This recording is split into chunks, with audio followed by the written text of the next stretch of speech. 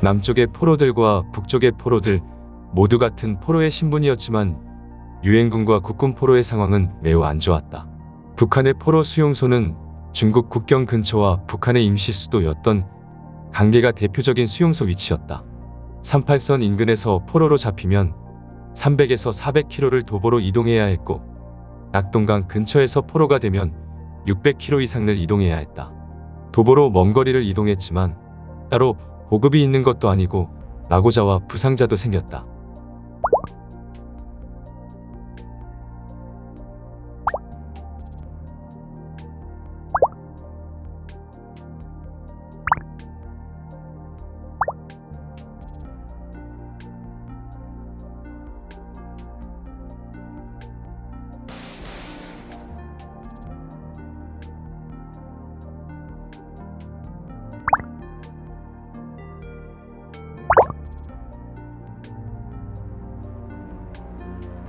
행군에 방해가 되는 병사나 부상자가 있으면 그 자리에서 처형을 하였다.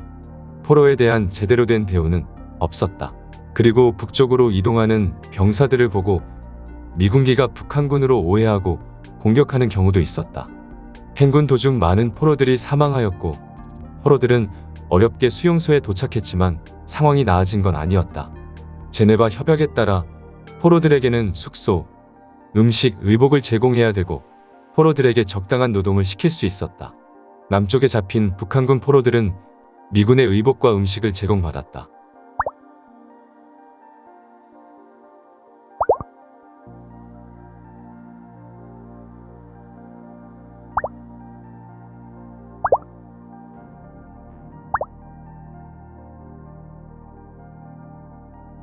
북쪽 수용소에서 포로에게 배급된 음식은 삶지 않은 옥수수, 알갱이들을 주었고 죽은 포로의 의복을 나눠 입게 했다.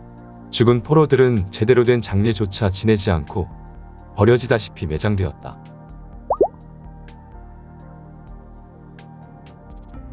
포로들은 배고픔과 추위를 버텨야 했고 위생도 좋지 않아 발진 티푸스 같은 병과 싸워야 했다.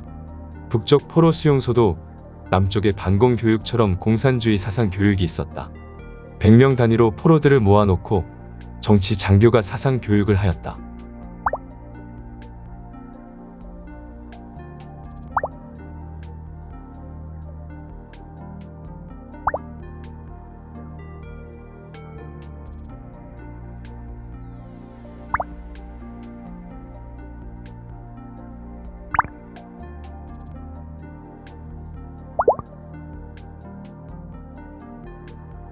극단적인 상황에서 포로들을 모아놓고 북한군으로 입대를 권유했다. 그래서 버티지 못하고 공산주의로 전향한 미군과 국군들도 있었다. 못 먹고 지친 유엔군과 국군들은 부당한 대우에도 항의할 힘조차 없었다. 남쪽은 비교적 제네바 협약에 따라 포로를 대우해 주었지만 북쪽은 포로에 대한 대우가 매우 열악했다.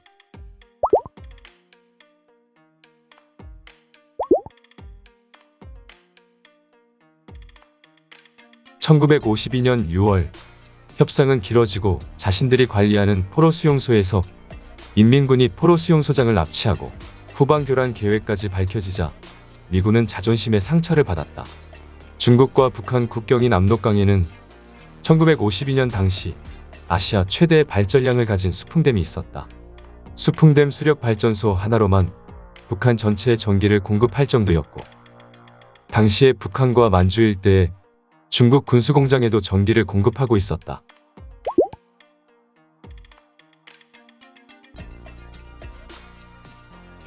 그동안 수풍댐을 폭격하지 않은 이유는 중국 영토에 폭탄이 떨어질 수도 있었고 통일이 될 경우 남한에서 사용할 수 있다는 생각에 폭격하지 않았다. 그리고 휴전협정 시작 이후에는 협상 중단의 이유가 될 수 있을 거라는 생각에 폭격을 하지 않았다. 협상은 지지부진하고 자존심이 상한 미군은 1952년 6월 23일 수풍댐을 공격하기로 한다.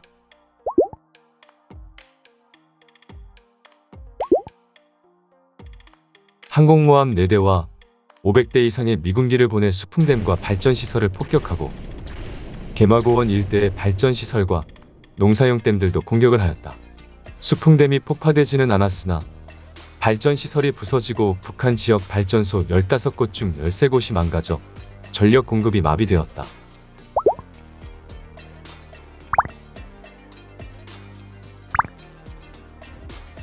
수풍된 공격으로 만주 지역에 전기 공급량이 4분의 1로 줄어들고 농사용 댐까지 공격을 받아 농경지는 홍수 피해까지 입는다.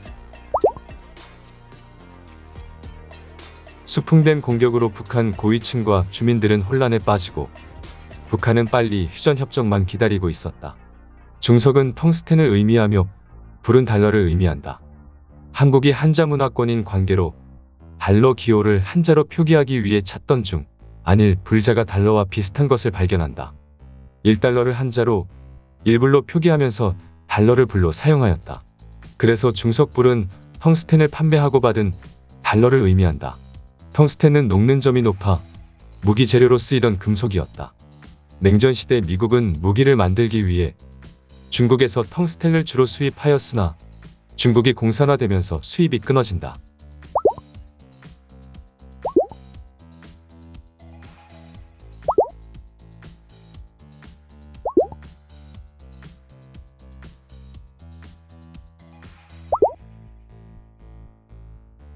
텅스텐 수입이 급했던 미국은 1952년 3월 2년간 1만 5천 톤을 수입하는 조건으로 협정을 체결하고 성금으로 350만 달러를 보낸다.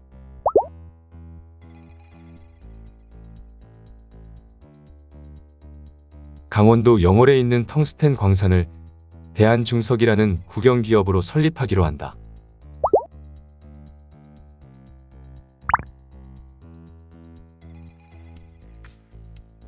당시 외화는 기계나 선박 등 산업용 자재 수입에만 사용해 생산성을 높이는데 사용하자는 법이 있었다. 하지만 정부와 이승만 대통령의 생각은 달랐다.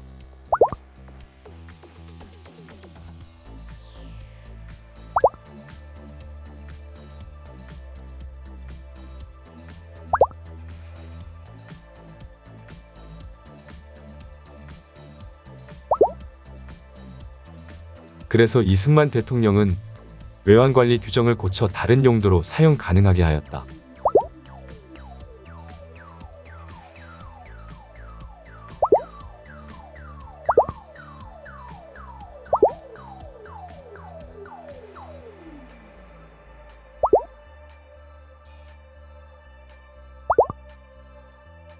부산에는 피난민이 몰려 식량이 부족하였고 농촌은 전쟁으로 비료 수급에 어려움이 있었다.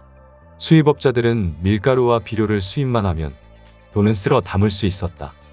평소에 정치 자금을 후원하던 업자들에게 달러를 불화하기로 한다. 당시 원화와 달러의 시중 교환 시세는 1달러에 최소 12,000원이었다. 외환은행 역할을 하던 한국은행은 성금으로 받은 350만 달러에 정부 보유 달러 120만 달러를 합쳐 470만 달러를 1달러에 6,000원으로 교환해 주었다.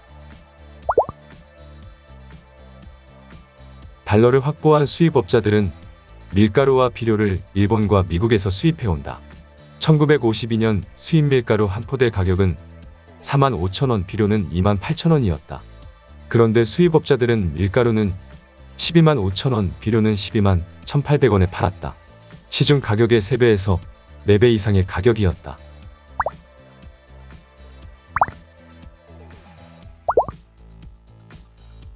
수입업자들은 합전으로 2배의 이득을 취하고 밀가루와 비료를 팔아 3배에서 4배의 이득을 취했다.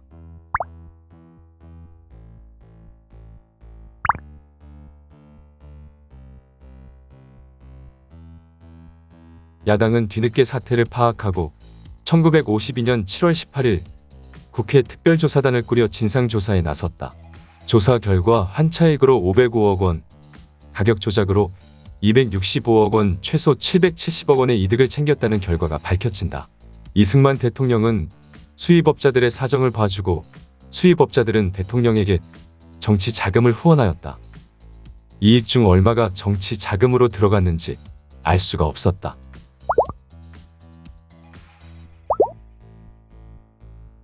시설물을 건설하고 산업발전에 사용해야 할 돈은 정권 연장에 쓰였고 경제와 원조는 미국에 의존하는 게 더 심해졌다. 적산불화부터 시작된 정경유착이 자리 잡기 시작한다. 이승만 대통령은 재선을 위해 자금을 모으고 의원들을 협박하고 헌법을 직선제로 개헌한다. 대통령 선거일은 8월 5일로 얼마 남지 않았다.